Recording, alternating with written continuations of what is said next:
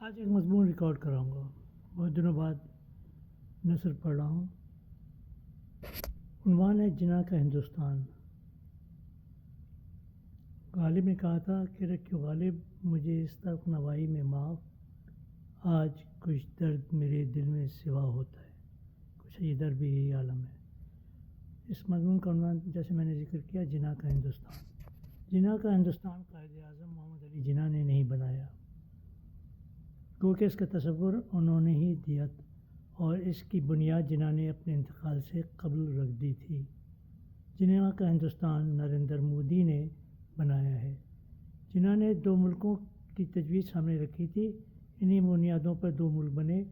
پہلا قائد اعظم محمد علی جناح کا پاکستان سن 47 میں، اور دوسرا جناح کا ہندوستان 2019 میں.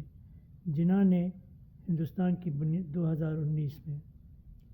جناح نے ہندوستان کی بنیاد رکھنے کا ارادہ 1937 کی کانگریس کی حکومت کے دور میں ہی کر لیا تھا، لیکن پاکستان کی بنیاد رکھنے کا ارادہ انہوں نے سن 1940 میں کیا.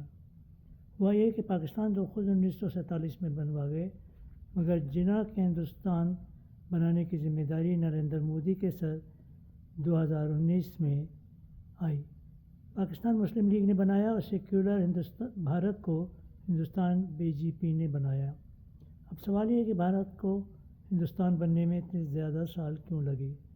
آخر اتنے سال کیوں لگے یہ ثابت کرنے میں کہ جناح صحیح کہتے تھے کہ انڈیا ہندوؤں کا ملک ہندوستان ہوگا، اس لیے مسلمانوں کا دیش علیحدہ ہونا چاہیے. جناح کے زمانے میں انڈیا کے ہندو لیڈر گاندھی، نہرو اور پٹیل اس بات کو سمجھ چکے تھے کہ مسلمانوں کے لیے ایک علیحدہ ملک ہونا چاہیے اور اسے ہندوؤں کے لیے ایک علیحدہ. ہندو اور مسلمان 2 علیحدہ قومیں ہیں. یہ دونوں قومیں ایک ہی ملک میں مل جل کر نہیں رہ سکتی. جہاں ریلوے اسٹیشن پر مسلم پانی اور ہندو پانی کے گھڑے علیحدہ ہوں، وہاں ایک ملک میں 2 علیحدہ قومیں کیسے ایک ساتھ رہ سکتی ہیں؟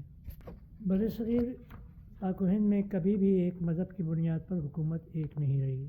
پھر موجودہ ہندوستان والے کب ایک ہندو مت کے ہیں؟ ہندوستان نہ جاپان ہے، نہ ہی فرانس یا ترکی، جہاں ان تینوں ممالک میں ایک ہی قوم آباد ہے. جب زمین کے ٹکڑے پر لسانی اور مذہبی طور پر ایک ہی قوم بستی ہو تو ملک کا تشخص آسان ہو جاتا ہے. صرف اس صورت میں اگر اقلیت چھوٹی تعداد میں ہو اور اس نے ماضی میں ملک پر حکومت نہ کی ہو. آخر گاندھی جی اور نہرو اور آزاد کا سیکولر بھارت کہاں غائب ہو گیا؟ کیا یہ مودی کا ہندوستان آسمان سے ٹپکا ہے؟ نہیں، ایسا نہیں ہے.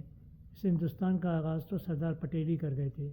مودی نے تو پٹیل کے کام کو تکمیل تک پہنچایا ہے. بھارت معاف کیجیے گا، ایک نام نہاد سیکولر ملک تھے، جہاں ہندوستان میں صرف ایک ہندوؤں کا ملک ہے.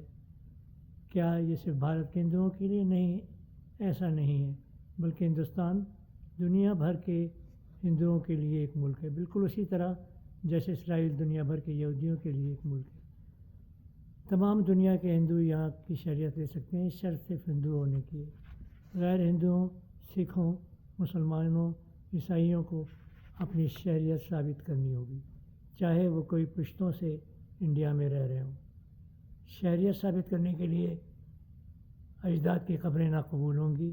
ان چند کاغذات کی ضرورت پڑے گی جن کا ماضی میں رواج نہ تھا اور نہ چلن اور نہ ہی ضرورت پڑتی تھی. نہ پہلے کس کو ان کاغذات کی ضرورت اور اہمیت معلوم تھی. برتھ سرٹیفکیٹ گھر پر دائی کے ذریعے پیدا ہونے والے بچوں کے والدین کو دائی نے کبھی نہیں دیا.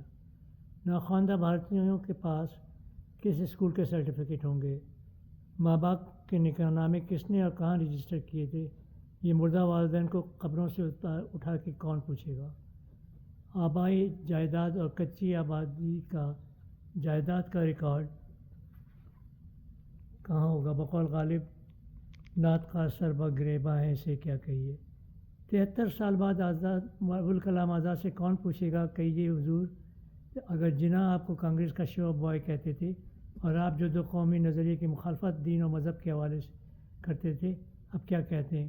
مودی اور بی جے پی کے ہندوستان میں آپ کی کیا رائے ہے؟ رہا انڈین نیشنل کانگریس کا معاملہ تو بقول غالب حق مغفرت کرے کبھی ایک ایسی بھی انڈیا کی بڑی سیاسی جماعت ہوتی تھی۔ آر ایس ایس کی سیاسی جماعت بی جے پی نے انڈیا سے کانگریس جو تقسیم ہند کے وقت ہوا کرتی تھی اس کا وجود تقریباً مٹا ہی دیا ہے۔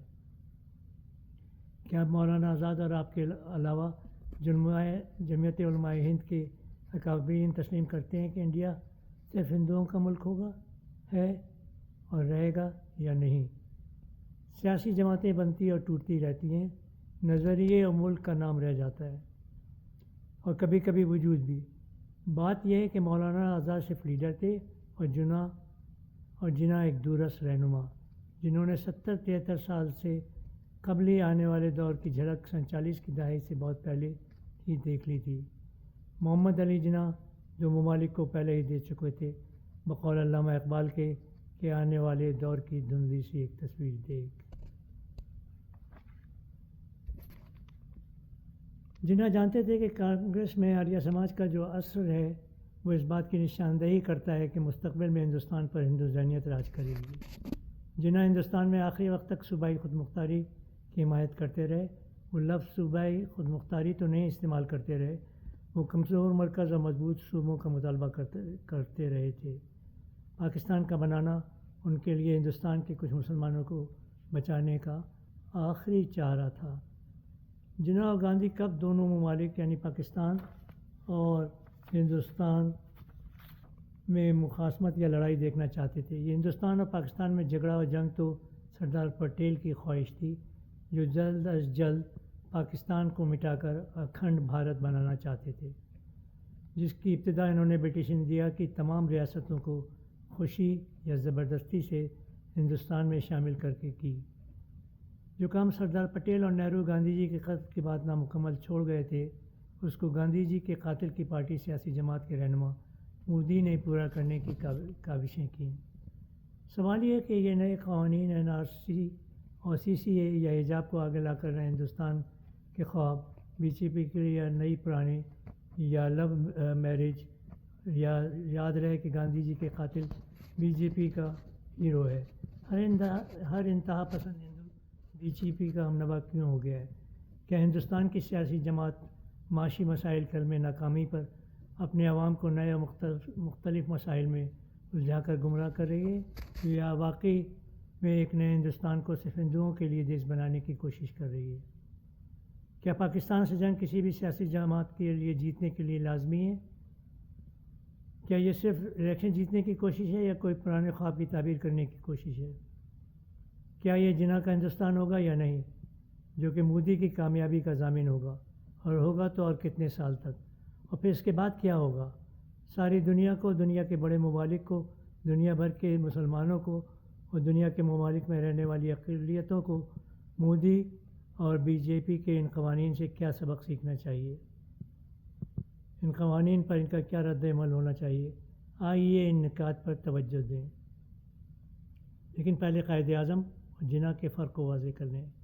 محمد علی جناح ہندو مسلم یکجہتی اور اتحاد کے قائل تھے اور اس کو فروغ دینے کی کاوشیں اس وقت تک کرتے رہے جب تک کہ وہ کانگریس ہندوستان کے آریہ سماج کی سیاست سے مایوس نہیں ہو گئے، اور جب تک ان کو نظر آنے لگا کہ ہندو و مسلم متحد ہندوستان میں مل جل کر نہیں رہ سکتے۔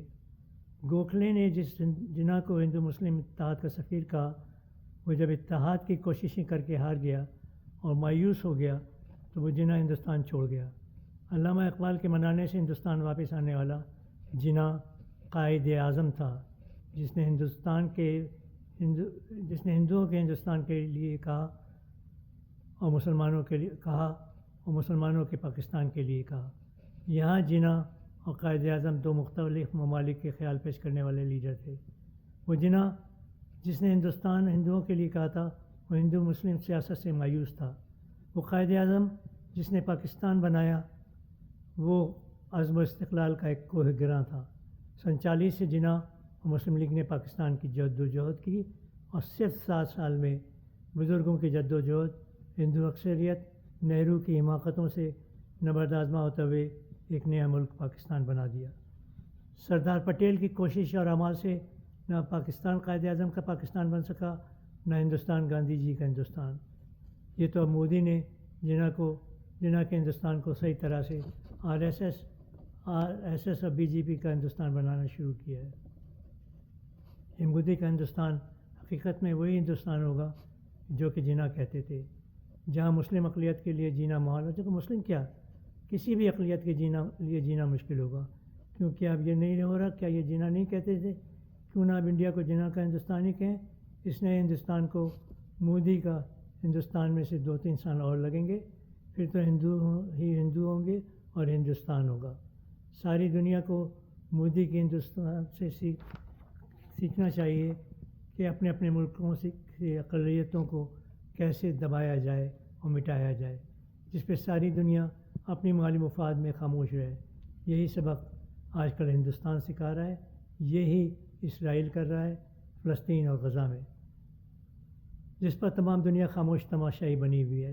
دف ہے دنیا کی جمہوری طاقتوں اور ان کے رہنماؤں اور مسلم سیاستدانوں پر اور سربراہ ممالک پر۔ یہ ماننا پڑے گا کہ جناح کا ہندوستان ایک حقیقت ہے۔